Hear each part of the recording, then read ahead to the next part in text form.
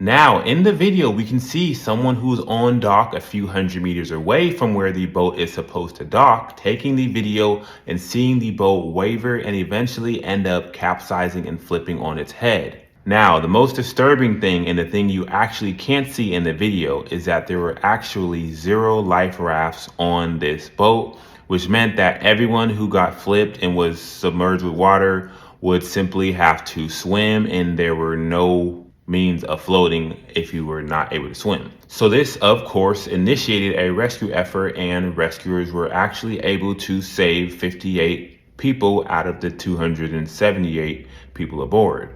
This meant that 78 people drowned and many more were still missing, even until this day. Once again, this is in Africa and is not super uncommon for them to ditch protocols of having the maximum amount of people. And actually in this region, due to the government and protests, certain roads were closed, which meant that people who would normally take the road were forced to get on ferry.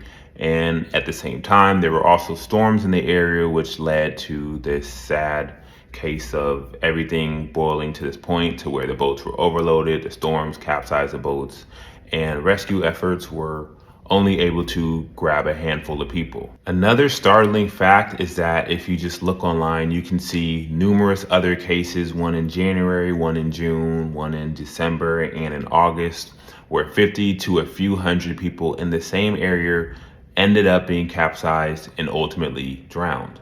Now, this comes to show that, once again, when you're visiting third world countries such as Africa, or just the people who are there and don't have a choice, the level of safety and things we take for granted, once again, are not always taken. The things we take for granted should not be, because at the end of the day, cases like this are not isolated. Now, let me know what you guys' thoughts are below. Would you ever take a ferry in a third world country?